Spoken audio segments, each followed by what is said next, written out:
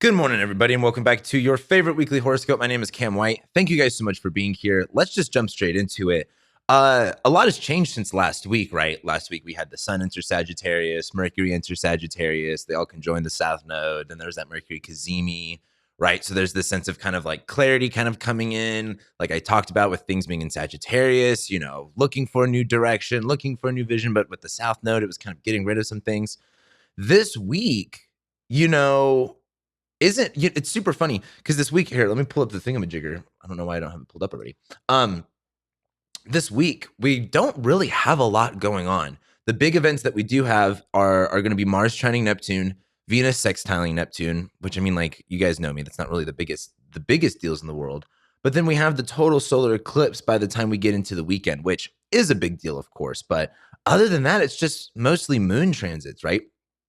So this week isn't necessarily, I think, the biggest deal. I think this is definitely a really calm week before we build up into, of course, what's going to be a pretty intense winter. So the reason I'm opening up with all of this is you use this time wisely. There's certain times where the energy is very like kind of low and very chill, and there's times where it's not very chill. And that's not to say that this is a very chill moment, but when you talk about like major planetary aspects, like not a lot's going on besides a total solar eclipse. And that total solar eclipse is much more, like symbolic of starting new or kind of like leveling out the energy, right? It's technically a new moon, where the new moon is about, bringing things kind of together, usually like bringing the energy a little bit lower. This case, it would be really low because it's a solar eclipse on the South Node. But anyway, let's just jump straight into this week.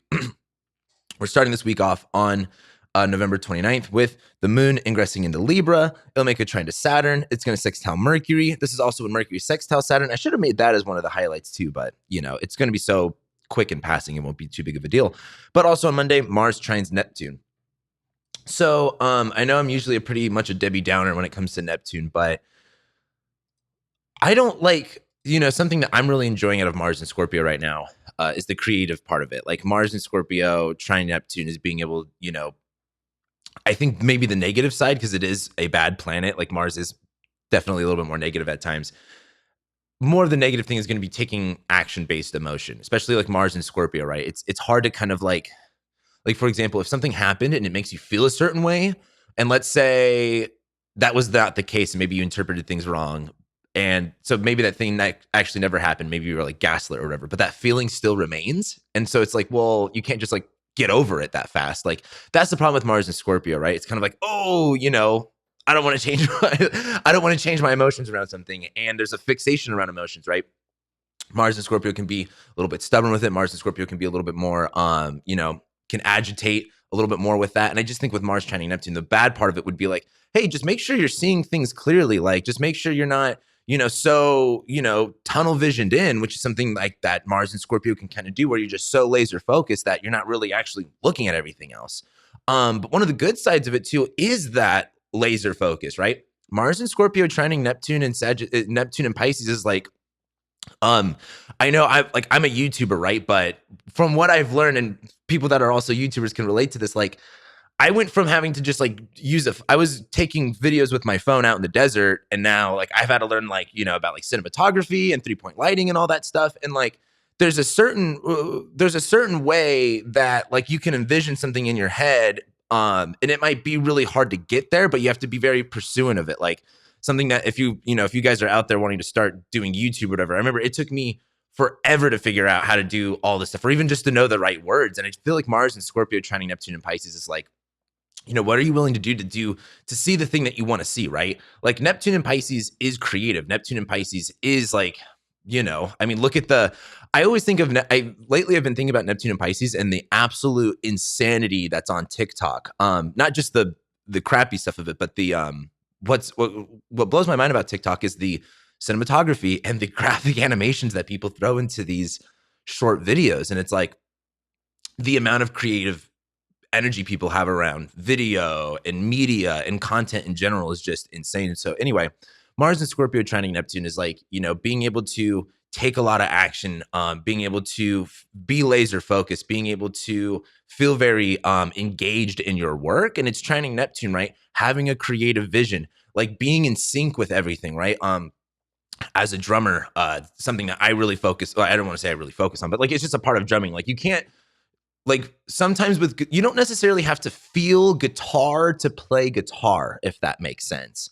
But drums, you like if you're not grooving, if you're not in the rhythm of everything, you're gonna sound a little like not alive. You know what I mean? And I just think Mars trining Neptune is that fluidity of being able to like, you know, go with things in the moment, be able to have the energy to, you know, well, again, Mars and Scorpio trying to, the original analogy I started with like, you know, when it comes to like YouTube and getting the right vision, when it comes to like, for example, directors, it's like, you know, you might see things in a certain way and you want to see things in a certain way. So you kind of have to do whatever it takes to get this right setup and to get this right lighting. And it takes a lot of work, but it's worth it, right?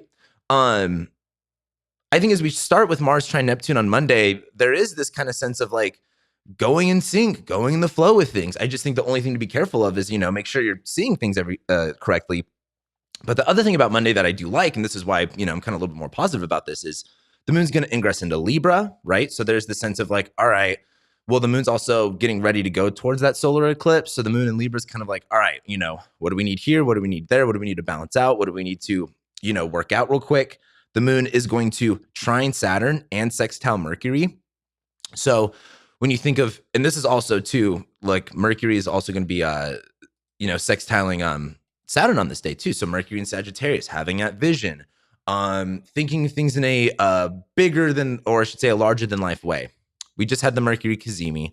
So there's a lot of clarity, a lot of understanding of what has to happen, what you have to either get rid of, what needs to go, what needs to change. And as Mercury separates from that Cazimi, it'll be combust, which isn't horrible in this phase, but Mercury will sextile Saturn. So there's this being able to like apply that clarity to like a constructive, like whether it's a plan or a system or whatever you got going on, like it's gonna be constructive. It's gonna be helpful.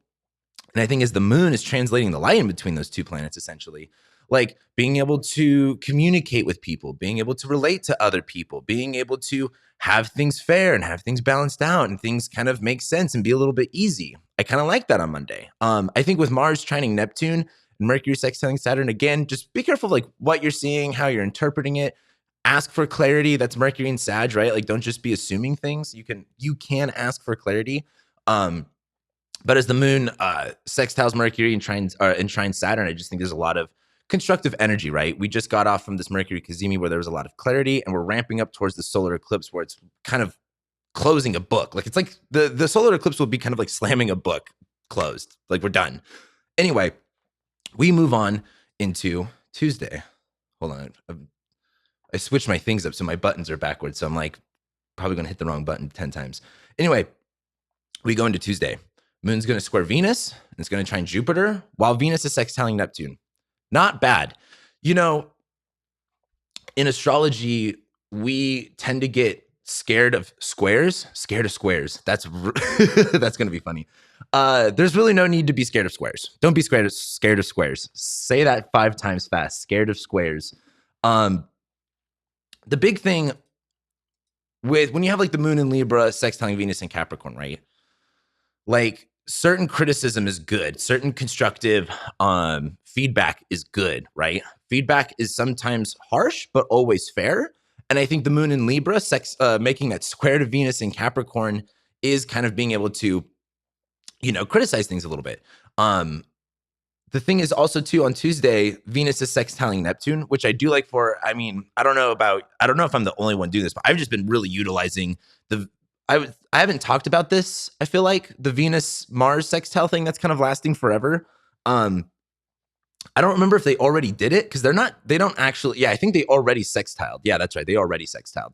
But anyway, they're just sextiling for a long time. Like, sure, it may not be like an exact aspect, but it's like 1 degree apart for the next couple of weeks. And with everything trining Neptune, like I'm using this creative energy. I would love to know how you guys are, if you guys are using the creative energy too, but I feel very creative. I feel very like, and not just creative, like I mean like workhorse creative, like not just like, oh, I see things this way. And I'm like getting it done. But anyway, I think as Venus is sextiling Neptune, right? Venus in Capricorn, you know, we have a plan, we have a system, we like playing by these rules and, you know, being orderly, but it is sextiling Neptune. There's Neptune's a two-way street. What part of this are you kind of idealizing and maybe getting a little bit too lost with your head in the clouds versus, what can you actually, dream up? What is actually possible, right? And that is not necessarily easy questions to answer, but I think as Venus is in Capricorn sextiling Neptune, there is a supportive role here. So there is this kind of like, hey, you can, what we'll say right now, manifest a certain ideal or a certain way of living with Neptune and Pisces. That, of course, depends on what part of your chart that's in. But Venus and Capricorn is like, if you kind of apply a system, apply a plan, Venus and Capricorn play by the rules. If you kind of do things in a neat and orderly way, Venus and Capricorn, if things are, minimal, if things are sleek, if things are efficient, right? If things work, like there's a beauty in systems too. That's something I really like about Venus and Capricorn. Like there's fun in rules. I know that sounds, me being me too, so super anti-authority. But anyway, Venus sextiling Neptune, there is the sense of like, hey, like I can get this ideal if I do things this way. And I think Mars and Venus are supporting that. But the moon squaring Venus, moon in Libra, right? There is this going to be the sense of you got to give and take some things, right? You can't have your cake and eat it too. And I think the moon in Libra squaring Venus and Capricorn is like, hey, are you willing to risk, efficiency for aesthetic? Or are you willing to trade,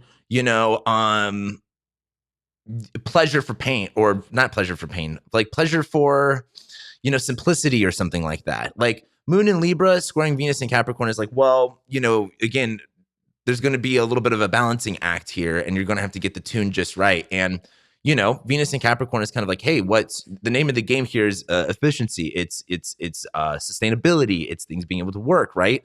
It's not necessarily about things being pretty. And I just think the moon in Libra squaring Venus and Capricorn, that realization might come to you by the time we get to Tuesday.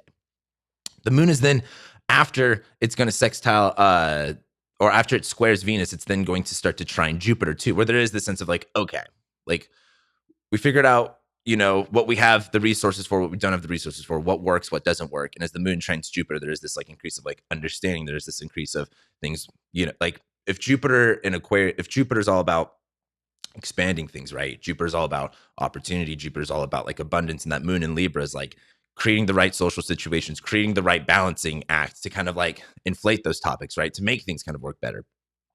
So Tuesday is interesting in the sense of like, and this is why I said earlier that this week isn't necessarily like the craziest week ever. I think it kind of just lets you kind of, work out what you need to work out. It's not really all that crazy, right? Trust me, things are going to get very crazy in December. We have plenty of the crazy astrology to go on. It's not really that crazy this week.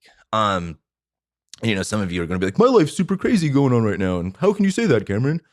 And it's just like, well, I'm just reading the chart, dude. Anyway, whoops, there we go. We get to Wednesday. Moon's going to enter Scorpio. And of course, square Saturn, go opposite Uranus. Don't like Wednesday. Not necessarily, well, let's bring it up. Let me actually bring up the chart before I start rambling about it. Here we go. So the moon enters Scorpio, right? The problem with the moon entering Scorpio is it's very dramatic. It's very sinking, right? And then also you have to think, look at where the moon's at. The moon is getting ready. It's dark, right? We just had this talk, I think last month, when I was like, what is this phase called? The dark moon phase? I can't believe I'm an astrologer and I don't know. I always blank. There's so many names for things. I'm like, it's whatever. But anyway, the moon's going dark. You ain't going to really be able to see it starting at this point, really. But the moon's going to go into Scorpio. It's sign of fall, right? It's sign of like depression, essentially. It's in Scorpio, which doesn't help. And it's the moon, which is also very emotional, right? And it's getting ready for this eclipse. So like, I think on Monday and Tuesday, the moon's in Libra. We're like, oh yeah, like, everything's going to work out. But, on Wednesday, it's like that gut feeling hits you. And this is also when we start December. By the way, if you want December horoscopes, if you're not aware, on my Patreon, I put out monthly horoscopes for each zodiac sign. If you want to support this channel, if you want access to monthly horoscopes as well as ad-free content, make sure you check out my Patreon. Shout out to my patrons that support this channel, because without you guys, I wouldn't be able to do this. But anyway, starting on December, I mean, like it's like that gut feeling hits you, right? That moon going into Scorpio, that sinking feeling of like, fuck, like I have to handle this. I mean, the moon also too immediately makes a square to Saturn. Not necessarily immediately, but it goes into Scorpio, goes and hits Saturn. Then, of course, it's going to go opposite Uranus, and then it'll eventually conjoin Mars too. So it's just ping pong effect, or what's that? Pinball effect, hitting all of these planets that are negative, essentially, right? Or that can bring negative results. I think it's the moon square Saturn, or I should say, as the moon goes into Scorpio again, that sinking feeling, that fearful feeling, that guttural feeling where you kind of have to, like, you know, it's you're either gonna, feel it and, want to go, like, want to react, or you got to feel it and kind of confront something, right? Like, you're not going to feel necessarily, I think, excited. Like, for example, we're going into this eclipse and there's shit we got to get rid of. And, like, well, it's kind of like, this is okay. If you've watched my channel for a long time, you know how much I bring up the hoarders analogy. But something that, is really sad about hoarders, and it's like, what, like, there's so many interesting things about that show, but, like, you'll have these people who they want the change. They want to do everything. They want to get rid of the stuff. They want to help their family members, right? But then it's like that day that those people show up to throw everything, it's like everything that they repressed, everything that they didn't want to bring up gets yanked out, and they react, and they know that they have to face a lot of stuff, and it's hard. Like, none of that's easy. And I just think that moon in Scorpio is like, the things that you want to get rid of, the things that you want to clear, the things that you got to change. Like, I think there's just this guttural sense of, like, fuck, here we go. Right on December 1st, essentially. Moon's going to, be applying to Saturn too. So I think the real question is, yeah, sure, you're going to have the guttural feeling, but, like, are you going to confront what you got to confront? Like, are you going to do what you've got to do, or are you not? Like, Saturn's in Aquarius. Saturn's, moving forward now. Time to take on more of that discipline, some more of that maturity, more of that responsibility. The moon in Scorpio scoring Saturn is kind of like, you might want to back out of it, or you might want to, try to change some things, but there's just going to be some fear around it. Anything is the moon square Saturn. It's kind of like, you got to do what you got to do anyway. The moon's then going to also go opposite Uranus. And the big thing here is, like, while Mars is in Scorpio, try not to pull the trigger all that fast, if that makes sense. Like, I think as the moon's going through Scorpio and scoring Saturn, if you have a roadblock, if you have something that stops you, like, don't just give up. like don't just, like, I think the moon in Scorpio is, just because you feel a certain way, that doesn't mean you should stop something. Doesn't mean you should, like, that should be your sense of no, right? You kind of have to ask, like, hey, is this me, or is this the universe giving me a sign? And I think as the moon squares Saturn, right, there's going to be this kind of wall that you hit, but there is that sense of, like, having to face a certain reality. Once the moon starts separating from Saturn, starts applying to Uranus, again, it's mostly a two-way street in everything in life. But, Uranus is either going to be like, you might hit that Saturn and go, fuck, like, I hit this wall, and then the moon goes opposite Uranus, where you're like, you know what? I give up. You know what? Let's throw this all up in the air. You know what? Let's change it all up randomly. Or there's this going to be kind of like, Uranus is a destabilizing energy, right? Uranus is very random. Uranus is very unexpected. And I think the moon going opposite Uranus, it's going to be really easy to just, like, react, or to just say, you know what? Let's pull the plug. You know what? Let's just do this.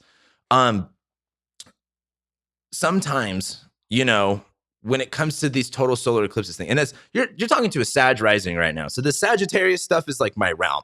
When it comes to this certain emotional, like, so for example, moon's going to go into Scorpio, square Saturn, go opposite Uranus. That to me says, it's like, well, sometimes it's easier to end things in a snap than it is to drag things out and expect closure. Sometimes it's easier to just fucking dump it and just get rid of it than it is to just, this is what I love about hoarders. Again, the hoarder stuff is like, you watch them and they want to go through every little thing. And then, like, it's so sad because, like, the person who's running the show will, like, give them a task. Like, here's your task so you can be busy, so you could feel like you're in control, even though you're not. And then they kind of have this reckoning where, like, dude, you can't just, like, sit here and, go through everything. You got to just get rid of this shit. And, like, it kind of takes this breakthrough moment. And I think that's what Wednesday is. That moon's going to go into Scorpio. That guttural feeling hits a square Saturn. You're going to, like, resisting it, and then the moon's going to go opposite Uranus. Like, let yourself feel it. Let yourself get rid of it. Dump it out. I can't emphasize that enough for this week. Get rid of it.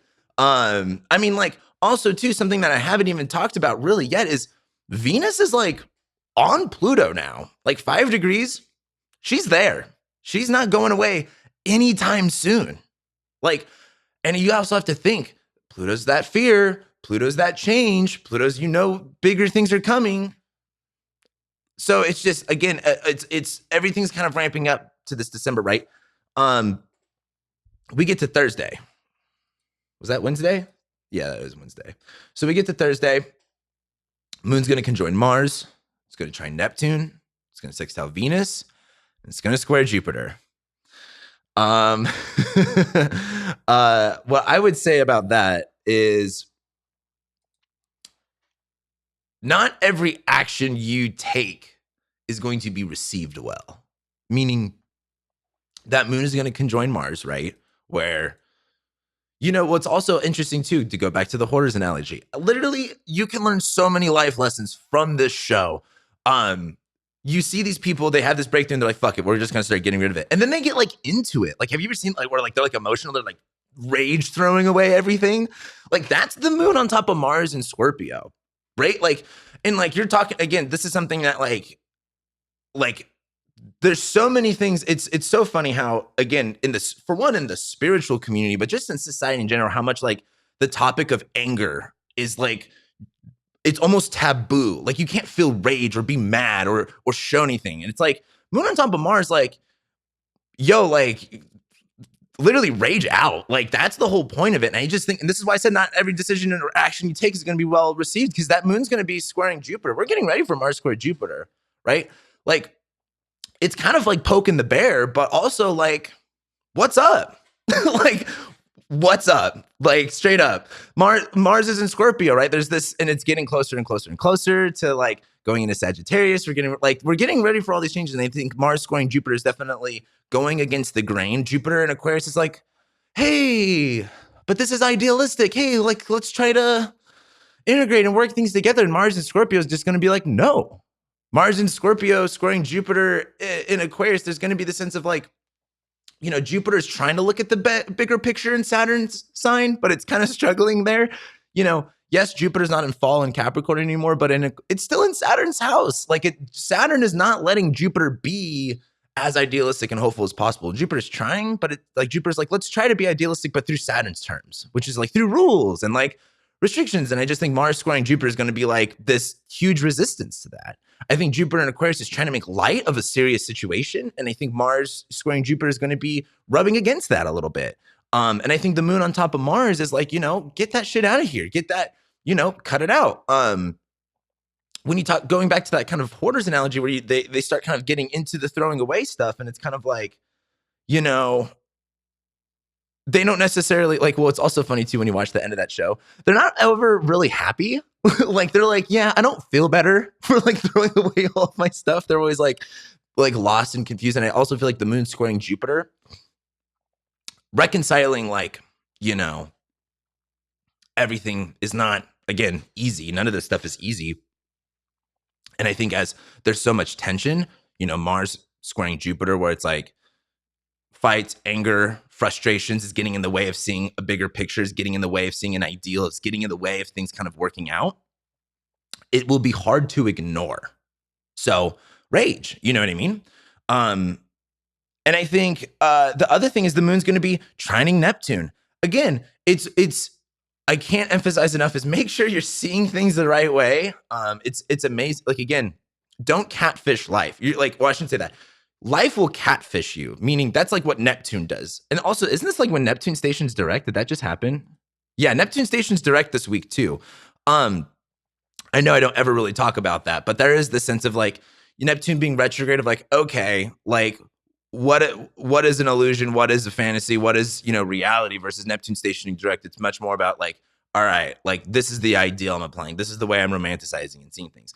And again, that's not always bad. I just think the Moon trining it is just, it's important. It's, for example, when you see a hot person online and they look really, really good and, like, just don't get catfished by shit. Like that's the Moon in Scorpio trining Neptune and Pisces. Like just because you feel and see something, just because they look hot doesn't mean that they're hot in real life. It's not the reality of it. So anyway, Moon will trine Neptune. The other thing is the Moon's also going to be sextiling Venus. So again, I like a lot of this stuff for like, Venus and Capricorn playing by the rule, like all of the system. Like I really like the Mars and Scorpio transit this week. And this is perfect getting ready for this total solar eclipse in Sagittarius, which let's start talking about, because on Friday, the Moon will ingress into Sagittarius, and late on that night, we have the total solar eclipse on the South Node. Then immediately after, going into, of course, like wee hours of the or like midnight or the morning, whatever you want to say, moon's going to conjoin Mercury. So moon first ingresses into Sagittarius, smacks that south node. You know, like again, I'm such a big Deftones fan. Deftones is probably like my number one favorite band, in case you guys didn't know that. But that moon hitting the south node, like, again, like, well, like, just sometimes you just gotta go. Sometimes, and also sometimes too, you just kind of have, like, again, I feel like going somewhere or traveling or experiencing something or going to a destination, there involves this sense of kind of like, again, having to move beyond something, having to move past something. But instead of looking at it as like, oh, I have to get rid of this, it's, well, rather than getting rid of this, I'm going to focus on where I'm going, because wherever I'm going is going to involve getting rid of something. It's like the more positive. It's like rather than looking at it as getting rid of something, look at it as going somewhere else. And I just think as the moon hits that south node, there's that again. It's hoarders. First day, the house is empty. House is empty. Now what? You got rid of it. It's all cleared up. We get to this total solar eclipse in Sagittarius. What's the new plan? Where are we going? Right now, I'm working on a Jupiter and Pisces video that I'm really, really excited to put out. And so this is why I'm bringing this up, is because in that video, I kind of compared Pisces and Sagittarius. And Sagittarius is so linear, right? Pick a target, shoot. Point A, point B. It's that simple. It's that simple. But it takes a lot of, getting to that. Well, it's kind of like, therapy. It's like you're not mad at, whatever's kind of, like, it's super funny. Like when you see people, like, yes, there's a lot to be mad at in the political realm and things like that, but you'll see people take on like causes and they'll express all of their anger through this cause. And you're like, you're not even angry about this. You're angry about your fucking childhood, and but society doesn't let you be angry. So you use this vehicle for anger because it's rewarded too in this society. And it's just kind of like, insane. But as we kind of get into this like Sagittarius realm, it's like, hey, like, what's next? Where are we going? What's the new direction? It's not Pisces, where Pisces is like not necessarily linear. Pisces is much more about like, hey, in this moment, what are you going to do? Like, something I think about Pisces is like, for me, the way that I can relate to it is I've broken a ton of bones. And one time when I broke my arm, it took me like, I think I went to, it was like Loma Linda or whatever. And I think it took them like 8 hours to admit, like it took me 8 hours to get any type of morphine or any type of drugs. And just have like a completely shattered arm for like ever. And in that moment, I had to really be like, yo, like in this moment, how do I deal with this? And that's very Pisces, right? It's not about linear time. It's about those momentary times. But Sagittarius is linear. What's next? Sagittarius, or the South Node's been through Sagittarius. What have you changed in your beliefs, in your ideal, in your vision, right? Maybe you were going in a certain direction, but then we got to spring of 2020 and the eclipses hit here and change of plans. What's going on? We're just wrapping all that. This has been a long time coming. This is shutting out a lot of doors. This is getting rid of stuff. And then by the time we get into the later evening, as the moon starts to apply to Mercury, again, it's kind of like, it feels good. It feels good. Like what I love. So, and I know pretty much not every Gen Z, but a lot of, well, even the millennials, a lot of you guys can relate to me with like, I don't know what it is about, like my parents didn't move all across the country. Like me and every person I know has, like every person I know who's like around my age has moved to like this city or this city or this city or this city or this city.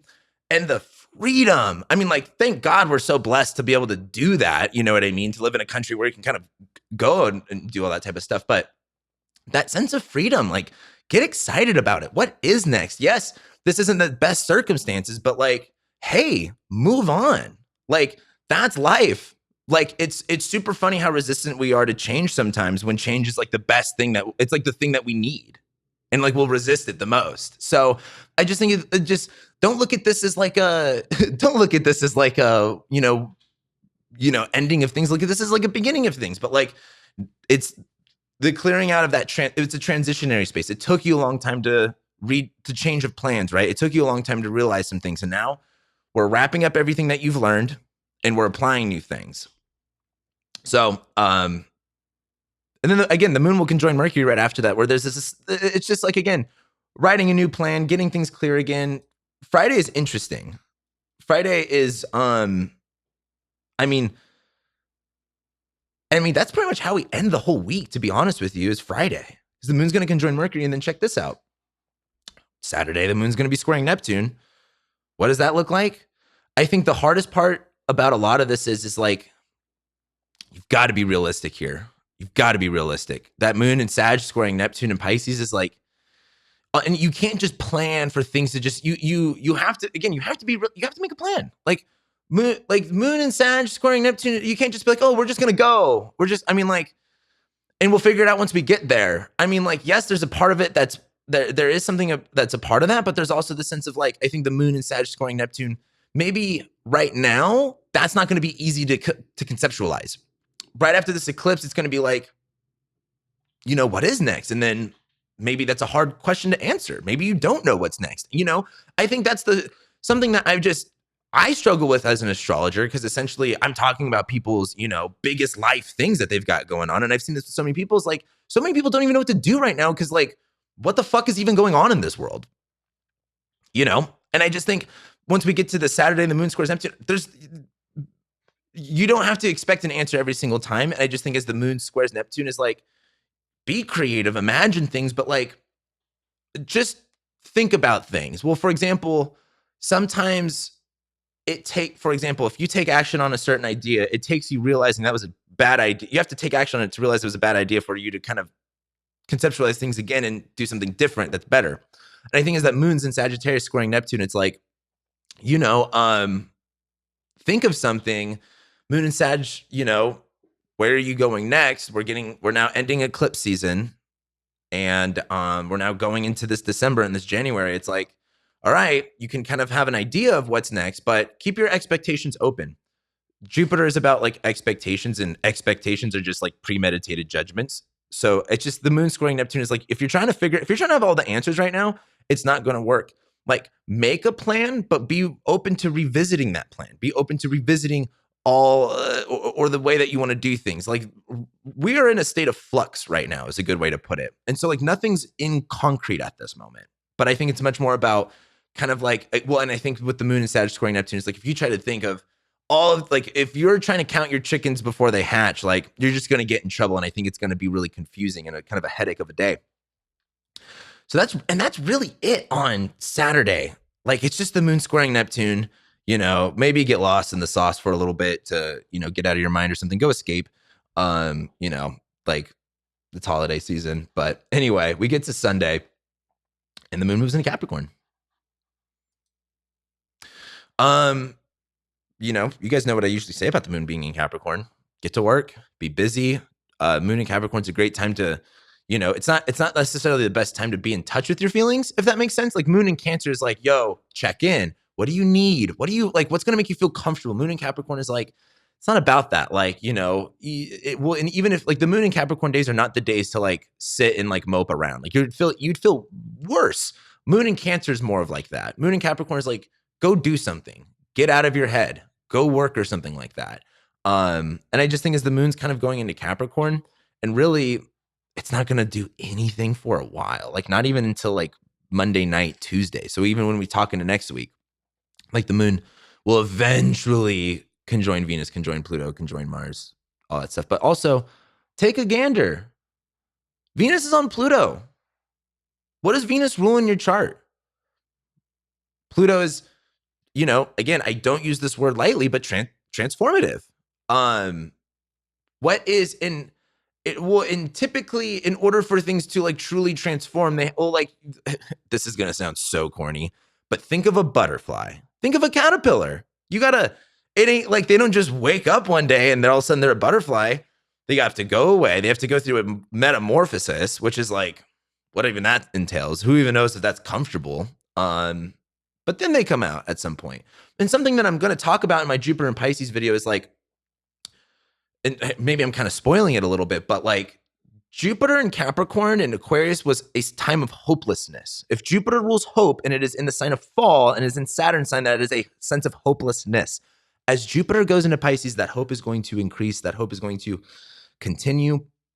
And I think that's how we're kind of getting into this, new year is going to be like, hey, we're going to have hope, but it's not because, oh, things are looking better and, like everything's just kind of happening that way. It's like you might have hope because you're going to be doing what it takes to have that because you believe in yourself.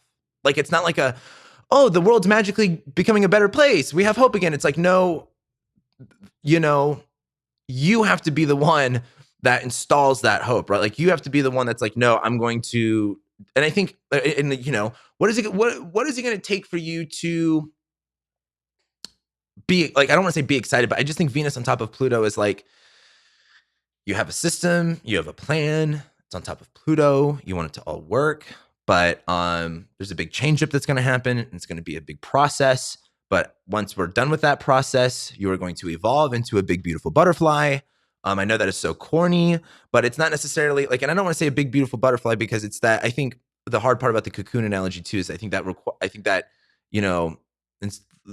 implies going away and doing something. I think this is much more about like, you need to, like Venus retrograde, there's going to be a value shift. It's on top of Pluto.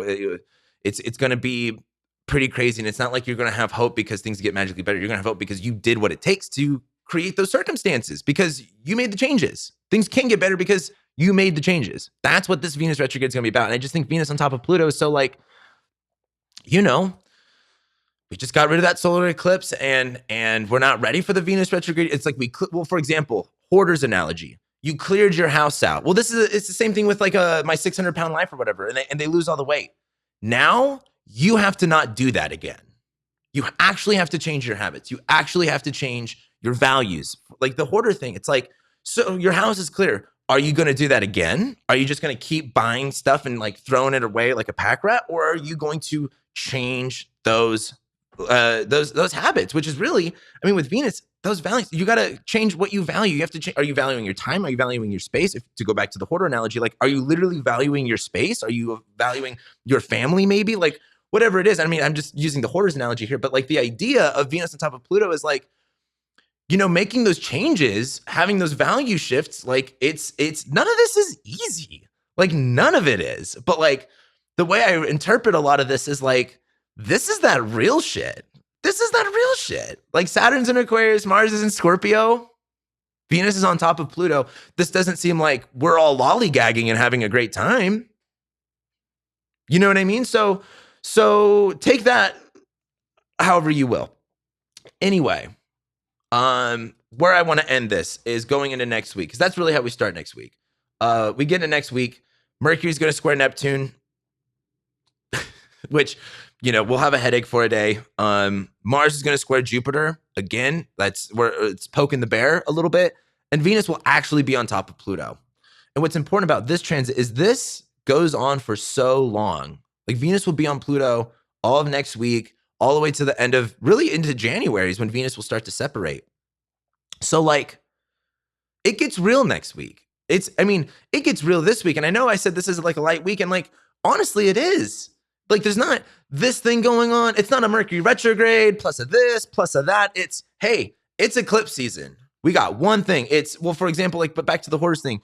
They'll be like, well, I got this going on in my life, this going on. Like especially too, like a good coach, like, well, that's what I do like about hoarders too, is these people that help people throw away stuff. It's like, they're so good. They're so like, I can't think of the host names, but they're really good at kind of like coaching people through that stuff. And it's like, it's really easy to distract yourself with stuff in those moments, but it's like, hey, let's center in. What is the priority? What's a priority? And I just think with this being an eclipse week, like this is we're just singling it on this one priority, this one area in our life, right? That's what a new moon is. It's the luminaries which bring light to things in one sign. Hey, maybe that means look over there. What's going on over there? And it's eclipse. It's whoosh, blocking out the light. It's cleaning it up. It's whoosh. It's like whoosh, like that. Anyway, that's how we go into next week. Next week is where all the changes start. So with that being said, thank you guys so much for being here. I love and appreciate every single one of you guys. If you like this video, please give me a like, please give me a comment. Let me know what your guys' thoughts about this week is. And also too, something that I want to start asking is like, are you feeling this? Like we talked about Venus about to go retrograde a couple weeks ago, but now that like it's all coming, like, are you actually feeling it ramp up? I'd love to know your thoughts. So anyway, love and appreciate you guys. I'll see you next week.